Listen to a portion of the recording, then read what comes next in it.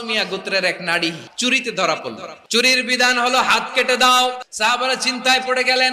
আল্লাহর নবীর সামনে দাঁড়িয়ে আল্লাহর দেয়া বিধান থামিয়ে দেওয়া, মাফ করে দেওয়া, এই কথা বিশ্বনবীর সামনে বলার সাহস তো কেউ রাখে না। সাহাবীরা বললেন, উসামারে পাঠাও।